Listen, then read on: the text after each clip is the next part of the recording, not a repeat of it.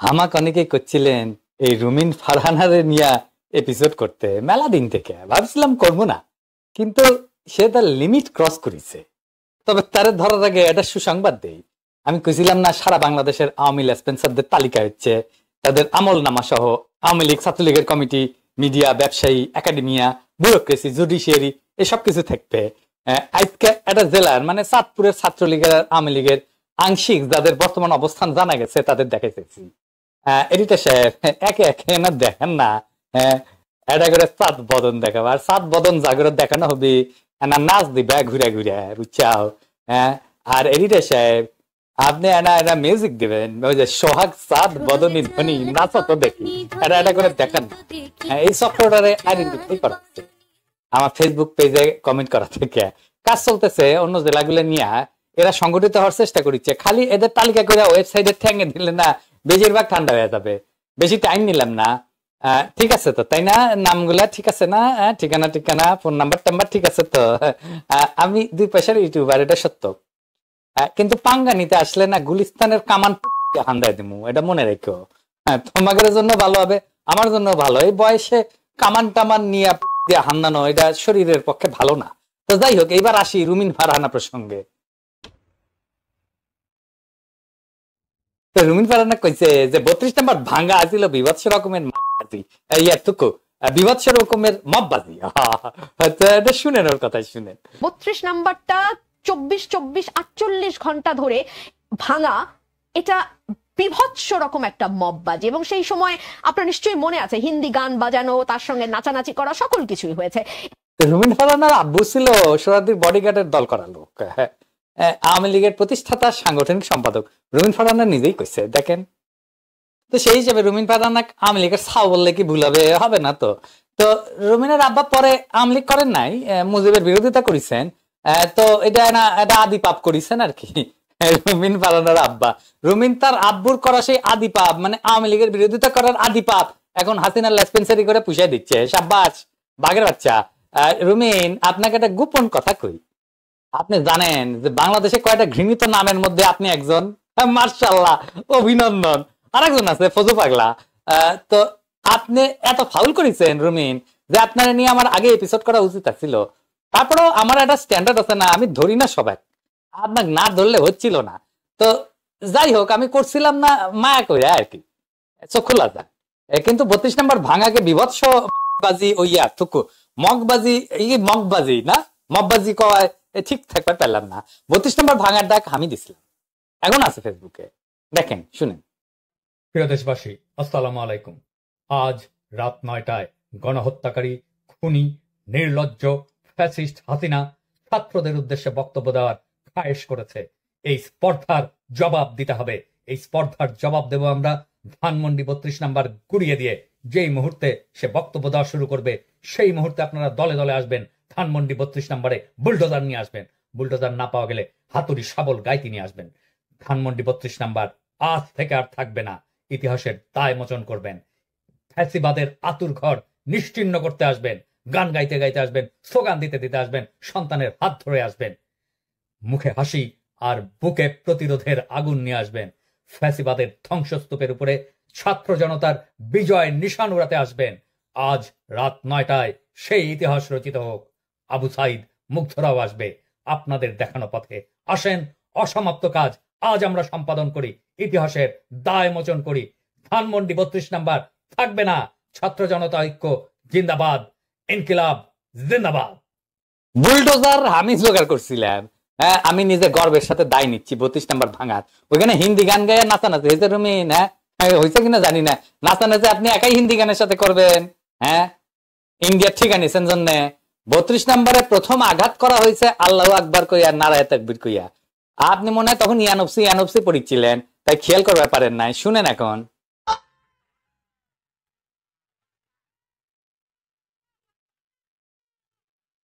এবার বুঝেছেন তো কেন এই ফ্যাসিবাদের চিহ্ন ভাঙার টাইমে আল্লাহু আকবার ধ্বনি দেওয়া হয়েছিল? হিসাব কইরা কথা বলবেন। আপনার দল নাকি ক্ষমতার যাবে। নির্বাচনী ম্যানিফেস্টো দেন, 32 নাম্বার যারা ভাঙিছে তাদের বিচার করিবেন। আজকাল যারা মগবাজি যারা করিচ্ছে তাদের বিচার করবেন। ক্ষমতা থাকে লিখে দেন, সাহস থাকলে আপনার দলের কন আমার নামে মামলা দিয়েন, আমি ডিফেন্ড করব না, আমি ভাঙছি ফাঁসি দিয়েন হ্যাডাম থাকলে, আমার ফাঁসি দিলে ফ্রান্স থেকে উড়ে গিয়া ফাঁসির দড়ি গলাত নিমু, বিএনপির ভণ্ডামির মুখোশ খোলা আর একটা বড় চান্স পামুনি, ওই মৃত্যুকে জনগণ শহীদ মৃত্যুর মর্যাদা দিবে। আচ্ছা কত এই রুমিনের আসলে কোন কোন জায়গায় ব্যথা গো বান্ধবী ললিতা?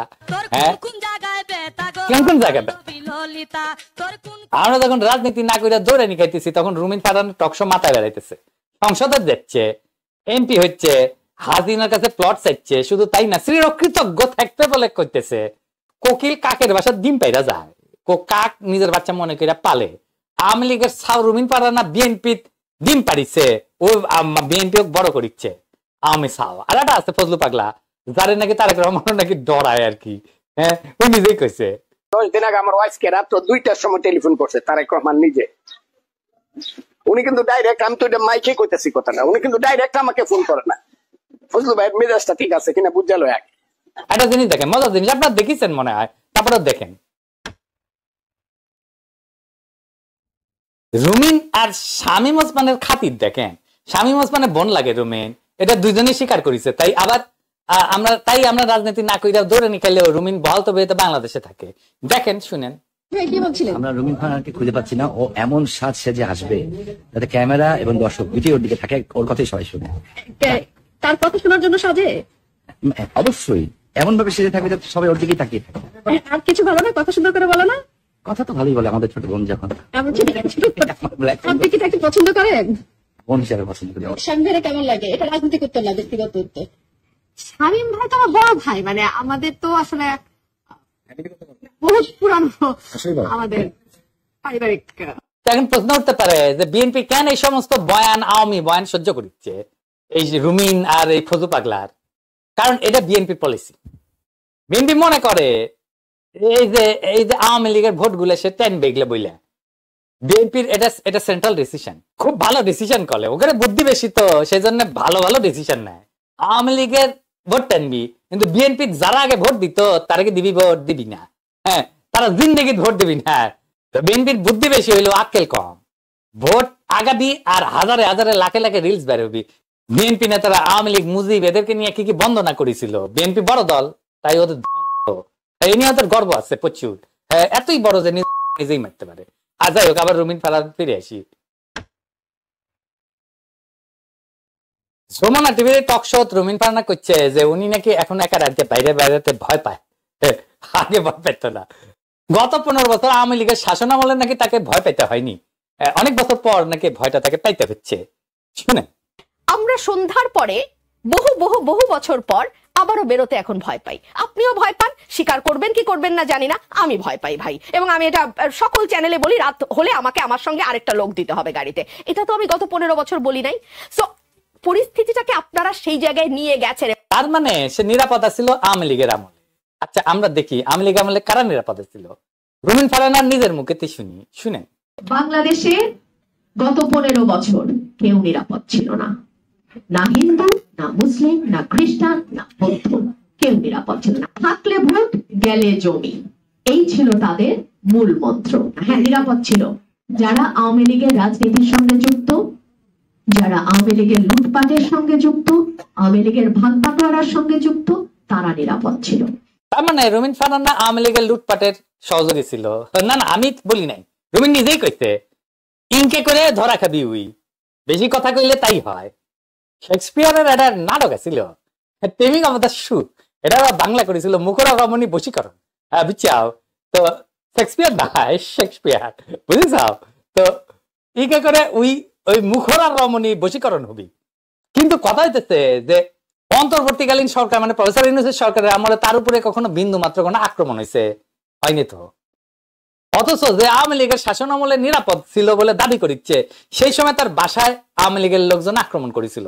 দেখেন, আমি রুমিন ফারহানা, আমার বাসার সামনে একদল ছেলে লাঠি হাতে বিশ্রী গালি দিয়ে আমার বাসার সামনে গেট ভাঙচুর করে গেল।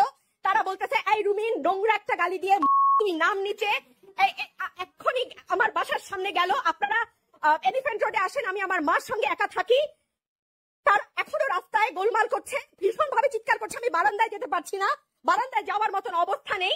তারা ইতিমধ্যে আমাদের ভাইদের রক্ত ঝরিয়েছে, আমাদের বোনদের রক্ত ঝরিয়েছে, আমাদের স্টুডেন্টদের রক্ত ঝরিয়েছে, তারা আমার পুরো বাসা আমি অন্ধকার করতে বাধ্য হয়েছি, তারা নিজে গেট ভাঙছে।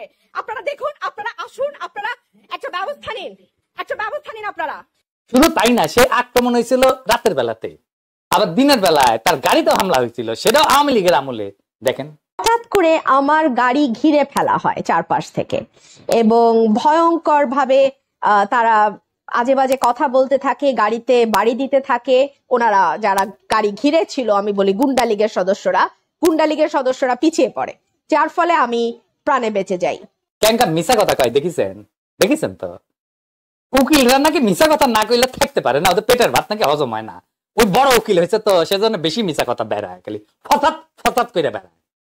রুমিন এমন কোন অকথা কুকথা নাই যে বলে নাই এই প্রফেসর ইউনূসের সরকারের বিরুদ্ধে, ছাত্রদের বিরুদ্ধে। আমি আর সব কয়টা দেখালাম না, কয়টা দেখাই। তুই কইছে যে এই সরকার নাকি নির্লজ্জ। নোবেল পুরস্কার করমুক্ত করা হয়েছে। নির্লজ্জতার তো নাজমুল ভাই একটা সীমা থাকে, তাই না? এই সরকার নির্লজ্জতা, বেহায়ামির সকল সীমা ক্রস করে গেছে। ঠিক রাজনৈতিক সরকার যা করে, এই সরকারও সেই নোংরামিতে যুক্ত হলো। শুনেছেন? তাও কুটি কইছে 1 নাম্বার আওয়ামী লেসপেন্সার নাজমুলের শোতে গিয়া ভাই কেটে কইতেছে, নাজমুলের ভাই লাগে। এই নাজমুলের পাটাম ভেঙ্গে দেওয়ার কথা ছিল, ওই টকশো করে কেমনে? হ্যাঁ, ও দেখেন না আপনারা, ওই কেমনে যায়, কেমনে রাস্তা দিয়া, ওর পাটাম ভেঙে দিবেন, যেটি দেখবেন একেবারে আরাম জাদা। আবার টকশো করে, আবার দেখেন কইতেছে খুব খারাপ নির্বাচিত সরকারও নাকি অনির্বাচিত সরকারের সাথে ভালো। শুনেন, আমি শুধু একটা কথাই বলবো, অনির্বাচিত সরকারের চেয়ে নির্বাচিত অতি খারাপ সরকারও অনির্বাচিত সরকারের চেয়ে বেটার হয়। প্রশাসন নির্বাচন চায়, রাজনৈতিক দলগুলো নির্বাচন চায়।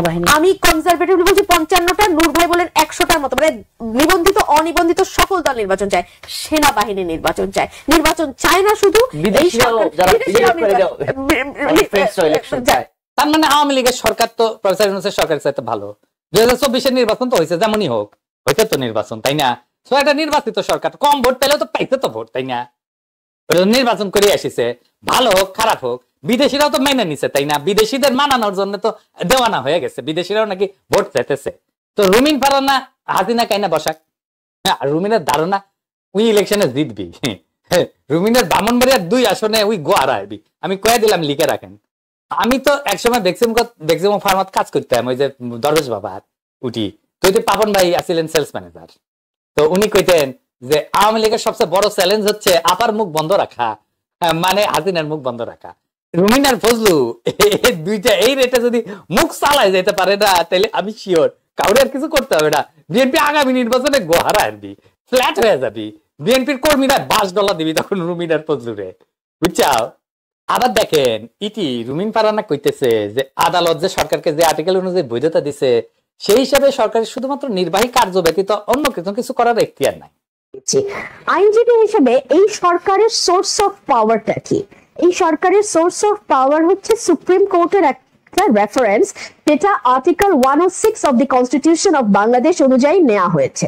তো আর্টিকেল 106 অনুযায়ী যে রেফারেন্স সুপ্রিম কোর্ট দিয়েছে, সেখানে সুপ্রিম কোর্ট কি বলছে আমি আপনাকে একটু পড়ে শোনাই।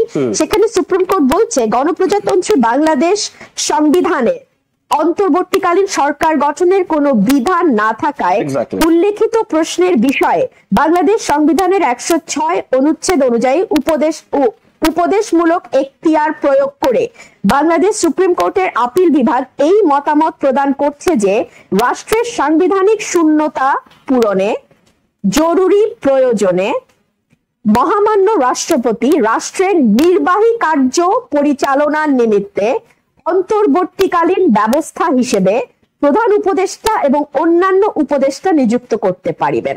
তার মানে কি দাঁড়ালো?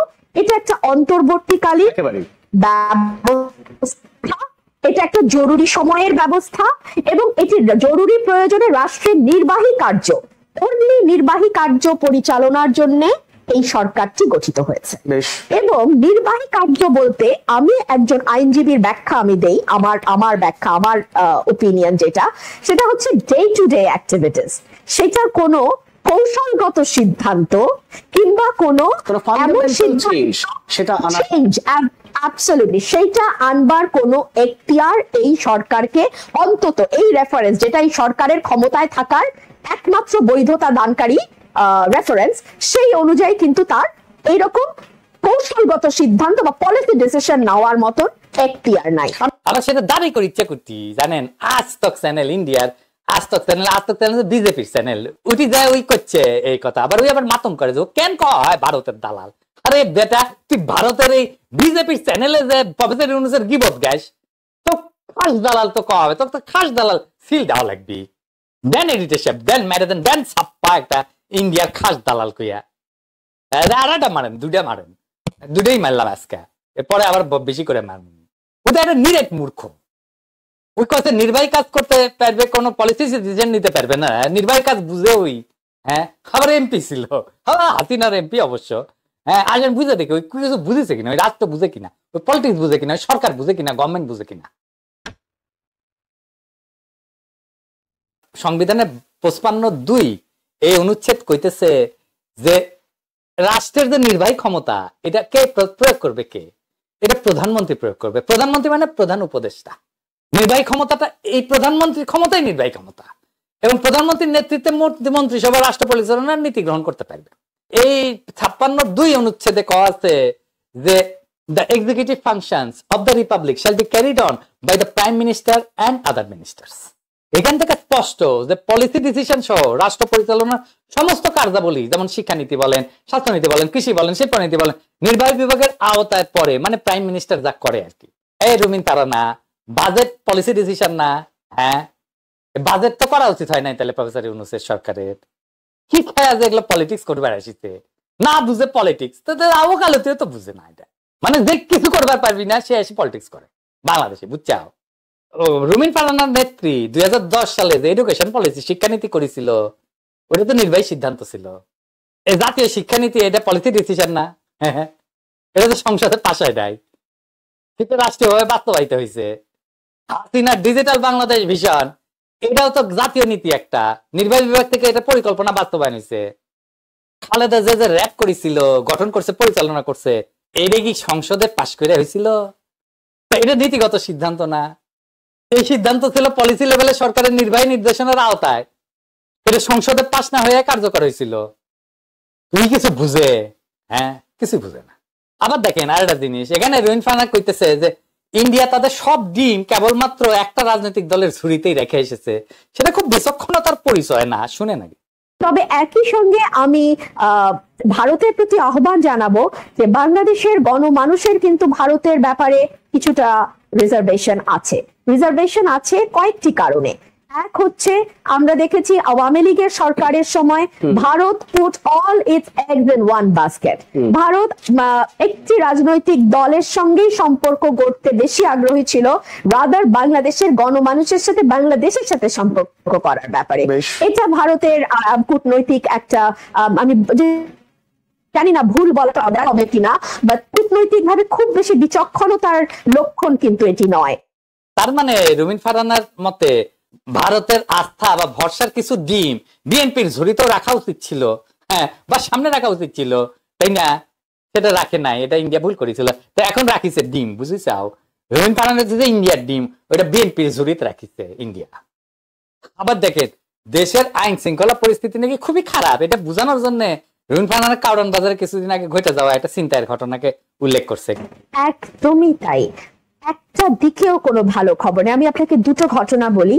ঢাকার প্রাণকেন্দ্র মগবাজারে গতকাল বা গত পরশু চাপাতি দিয়ে কুপিয়ে, দুপুর 12টা-1টার দিকে চাপাতি দিয়ে কুপিয়ে, একদম সিসিটিভি ফুটেজে আছে, ছিনতাই করা হয়েছে। কিন্তু বাস্তবতা হইলো হাতে গোনা দুই একটা ঘটনা বাদে চাঁদাবাজি, মামলা বাণিজ্য, হামলা, ভাঙচুর, চুরি, ডাকাতি, মাদক ব্যবসা, অস্ত্র, ধর্ষণ, সব অপকর্মের সাথে রুমিন ফারহানার দল, বিএনপির নেতা কর্মীদের সংশ্লিষ্টতা সারা দেশের মানুষ জানে।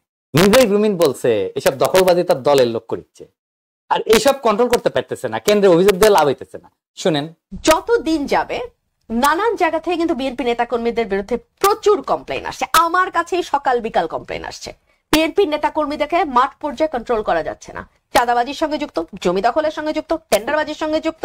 আমার এলাকাতে পথধারী নেতারা কেউ মাটি ভরাট করে নদীর উপরে, জমি দখল করে, আরেক উপজেলায় পথধারী নেতারা মামলা বাণিজ্য করে।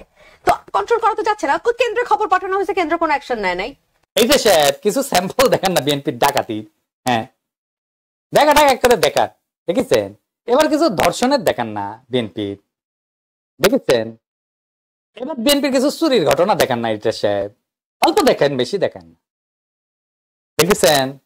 এবার বিএনপির চাঁদাবাজির কিছু ঘটনা দেখান না এটা সাহেব, অল্প অল্প বিছিয়ে না দেখান বেশি দেখেন না, আবার হাততাল করবি, আবার কবি আমি গুজব ছড়াই, গুজব দেখাচ্ছি তোমাদেরকে, আসো খেলবার আসিস পিরাকির সাথে, দেখেছ কত, দেখেছ কিছু কর্ম করিচ্ছে তোমার লোকেরা। এবার মাদক ব্যবসা আসেন, দেখেন, দেখেছেন? হ্যাঁ কি মজা। এবার আছেন রুমিন ফারহানা কইতেছে যে ব্যবসা বাণিজ্য আইন শৃঙ্খলা কূটনীতি সহ কোনো দিকেই নাকি এই সরকারের আমলে কোনো সুখবর পাইতেছেন না। শোনেন, আপনি যদি সামাজিক অবস্থার দিকে লক্ষ্য করেন, আইন শৃঙ্খলা পরিস্থিতির দিকে লক্ষ্য করেন, ব্যবসা বাণিজ্যের দিকে লক্ষ্য করেন, কূটনীতির দিকে লক্ষ্য করেন, কোনো দিকেই কিন্তু আমরা কোনো সুখবর পাচ্ছি না। শুনেছেন? আচ্ছা আমরা রিজার্ভ দেখি, তাই না?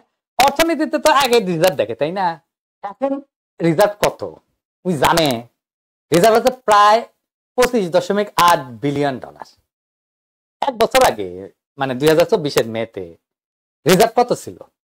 24.2 বিলিয়ন ডলার। তার মানে এক বছরের ব্যবধানে 1.5 থেকে 1.6 বিলিয়ন ডলার বৃদ্ধি পাইছে। শুধু তাই না, প্রথম 10 মাসে প্রফেসর ইউনূসের সরকার যা ঋণ শোধ করেছে তা হাসিনার আমলের এক বছরের ঋণ পরিশোধের চাইতে 33% বেশি, গত বছরের ঋণ পরিশোধের চাইতে বেশি ঋণ পরিশোধ করে রিজার্ভ বাড়িছে, মুদ্রাস্ফীতি কমিছে, দেখে চাও বিনিয়োগ বাড়িছে প্রায় 30%, দেখে চাও ওইখানে কি খুঁজে পায় না। খালেদা জিয়া চিকিৎসা করে ফিরে আসিছে না বিদেশে, বিএনপির মামলাগুলা খালাস হয়ে যেতেছে না, রোহিঙ্গা ফেরত না এগ্রিমেন্ট হয়েছে না, গুতেরেস বাংলাদেশ ভিজিট করে গেছে না, আর রুমিন ফারহানার চোখে কিছুই পড়ে না। হ্যাঁ এক নতুন বর শ্বশুর বাড়িতে গেছে, ও তার বউরে দেখিচ্ছে না, তো কয় সবাইরে দেখি কিন্তু কাউরেই দেখি না। তো রুমিন সম্ভবত ইন্ডিয়ার সাথে ব্যবসা বাণিজ্য কূটনীতি এগুলো দেখতেছে না, কারণ সব ইন্ডিয়ান ডিম তো নিছে, তাই না? বিএনপি ওই তো ঠিকা নিছে, ইন্ডিয়ান ডিমের ঠিকা নিছে বিএনপি, তুই তো দেখিচ্ছে না ইন্ডিয়ার সাথে ব্যবসা বাণিজ্য কূটনীতি এগুলো তো দেখিচ্ছে না, সবাইরে দেখিচ্ছে কিন্তু কাউরেই দেখিচ্ছে না। কোন কোন জায়গায় ব্যথা এই বান্ধবী ললিতা, বুঝেছেন? হ্যাঁ আবার দেখেন এই যে রুমিন ফারহানা এই রিজওয়ানার উপরে আমাদের সুন্দরী কটার উপদেষ্টা রিজওয়ানা, তো রিজওয়ানার উপরে স্যার দেখাতেছে রিজওয়ানার কথার জন্য, কারণ রিজওয়ানা নাকি কইছিল যে বাংলাদেশ রাষ্ট্রের সৃষ্টি হয়েছে 53 বছর হয়ে গেছে, এর মধ্যে কোনো রাজনৈতিক দল কোন রাষ্ট্রের প্রয়োজনীয় সংস্কার কেন করে নাই। হ্যাঁ তাই সেটিছে ওই রিজওয়ানার উপরে। পরিবেশ উপদেষ্টা উনি যদি ওনার পরিবেশ নিয়ে কাজ করেন তাহলে ভালো হয়। উনি যদি এখন সকল দিকে কথা বলে তাহলে মুশকিল হয়, কারণ প্রধান উপদেষ্টা যা বলেছেন ওটারই রিপিটেশন উনি করেছেন। এখন এর মাঝখানে তো 6 মাস, তাই না? ওনারা যদি সাকসেসফুল হতেন, 12টা সাবজেক্টে সাকসেসফুল হওয়ার দরকার নাই, 2টা সাবজেক্টেও সাকসেসফুল হতেন, রাজনৈতিক দলগুলো কিন্তু এতটা মরিয়া হতো না।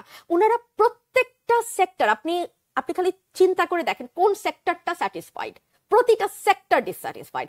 কিন্তু বাস্তবতা হইলো গায়ে লাগুক আর নাই লাগুক রিজওয়ানা কথা তো সত্যি কইছে, তাই না? 53 বছর বিএনপি তো একাধিকবার ক্ষমতাটা আসিছে, রাষ্ট্র মেরামতের সুযোগ তো পাইছে, তাই না? এমনকি সংবিধান সংশোধন করার মতো সংখ্যাগরিষ্ঠতাও পাইছে, তাহলে কেন দেশটাকে এমন ভাবে গড়ে নাই যেভাবে গড়লে কোনো দখলই কখনো ফ্যাসিস্ট হয়ে উঠতে পারে না? রুমিন স্যার দেখা কার যাই করুক, প্রশ্নটা তো ভ্যালিড একটা প্রশ্ন, সেই প্রশ্নের গঠনমূলক উত্তর না দিয়া স্যার দেখালে হবে? হ্যাঁ আবার এই ভিডিওতে আরেক জায়গায় করছে যে দেশের বাইরে থেকে কিছু ব্যক্তি নাকি তাদের হীন প্রয়াসকে চরিতার্থ করতে অন্তর্বর্তী সরকারকে পৃষ্ঠপোষকতা দিচ্ছে।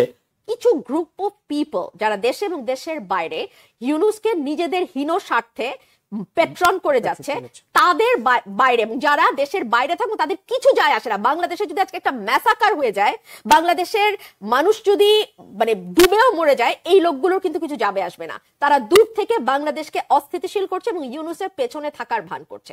বাইরের লোক কারা? রুমিন ফারহানা। হ্যাঁ তো এই যে দুদু আর আব্বাসদের মতো আমাকে বুঝাইতেছেন হ্যাঁ কি হীন প্রয়াসে আমরা এই সরকারকে সমর্থন দিচ্ছি, পরিষ্কার করে কইবার পারবেন ধান্দাবাজি করছি কোন?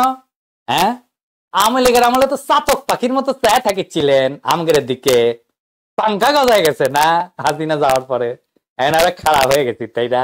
আমরা তো ভালো না, ভালো লিয়ে থাকো, এখন ইন্ডিয়া ভালো হয়ে গেছে। আমাদের কি হীন উদ্দেশ্য আছে?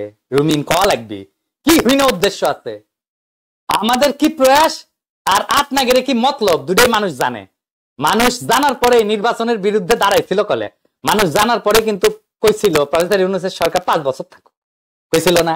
নির্বাচন যারা করতেছে বিএনপির লোকেরা বেশি বেশি করতেছে। আমার কথা হলো যে নির্বাচন দিয়ে বর্তমানে কোনো লাভ হবে না, পূর্বের অবস্থার চেয়ে আরো খারাপ অবস্থায় চলে যাবে। 5 বছর ইউনূস সরকার থাকবে, 5 বছরের সংস্কারের পর সুন্দর সাবলীল একটা মানুষ যেন ভোট দিয়ে বলতে পারে যে আমি আমার ভোট গেছি, এই ভোটটা আমার গণনা হবে, এই ভোটের ম্যান্ডেট এটা প্রতিফলিত হবে। তার আগে আমরা ভোট চাই না। না, কোনো নির্বাচন দরকার নাই, কোনো নির্বাচন দরকার নেই। কিসের জন্য নির্বাচন দরকার? নির্বাচন সরকার তো আওয়ামী লীগ ছিল, বিএনপি ছিল, জাতীয় পার্টি ছিল, কি করেছে বলেন তো? কি করেছে? কিভাবে হাহাকার। এখন তো মানুষ খাইতে পাচ্ছে, সবকিছুই সুন্দরভাবে চলছে, কোনো হাহাকার নাই। চালেরও বাবা একটু বাড়ছে, 10 টাকা 5 টাকা বাড়ছে, এটা কোনো ব্যাপার না, এটা বাড়ছে চলে আসবে। নির্বাচন চাই না আমরা, নির্বাচন চাইলে সকল তো লুটবো। এমন কোন বিএনপি চাইলে বিএনপি লুটবো, বিএনপি থুয়ে দিব না করে। এই আরো 5 বছর থাক, এই দেশের মানুষ ভালো থাক। যে সরকারি আইবো লুটপাট করবো, মানুষের গুম গুম করবো, এই কামে। নির্বাচন আরো পরে দেওয়াটাই উত্তম আমি মনে করি। এখন যে পরিস্থিতি দেশে, ঠিক আছে, আরো পরে দেওয়াটাই ভালো মনে করি আমি। দেশ এখনো মনে করেন যে শিথিলের মধ্যে আসে না, ঠিক আছে। নির্বাচন আরো 2-4-5 বছর পর হওয়াটাই আমার হিসাবে বলি ভালো। আমরাই কইছি ফেব্রুয়ারিতে নির্বাচন হইতে হবে। আমি আগে কইছি। আমাদের পাশে জনগণ দাঁড়াইছে, আপনাকে ধুয়া দিছে, বেশি খুশায়েন না। হ্যাঁ, তাইলে কলে একেবারে ফ্ল্যাট করিয়া দিমু। একেবারে সাবধানে কথা বলা শিখেন, অন্ধকারে ঢিল মারবেন না, জবানকে হেফাজত করবেন, বেশি বাইরবেন না, আওয়াজ নিতে। রুমিন ফারহানা আসলে কোন রাজনৈতিক আদর্শের প্রতিনিধিত্ব করে না, সে একটা প্রতীক, এক আত্মসর্বস্ব সুবিধাবাদিতার, যেখানে আদর্শ না প্লট জরুরি, যেখানে লড়াই না লাইমলাইট কাম্য টকশোয়ের। এই একদিন আওয়ামী লীগের নিরাপত্তায় নিশ্চিন্তে ঘুমান, পরদিন বিবেকবান বিপ্লবীর মুখোশ পড়ে। অথচ দুইটা চরিত্রের মাঝখানে যে রাজনৈতিক সততা লাগে এটা তার নাই, থাকলেও তার দলের না, নিজের ক্যারিয়ারের, নিজের সুবিধা পাওয়ার অনুগত। 32 নম্বর ভাঙার ঘটনাকে যারা মববাজি বলে, তারা ভুলে যায় যে সেই ভাঙনই ছিল মানুষের ভয়ের মূর্তি ধ্বংসের এক প্রতীকী যুদ্ধ। সেখানে রুমিন ছিল না, এখানে না ছিল রাস্তায়, না আদালতে, না মাঠে, কিন্তু ছিলেন টিভির আলোয়, মঞ্চের ভাষণে, আর আওয়াজহীন এক প্লটের আবেদন পত্রে।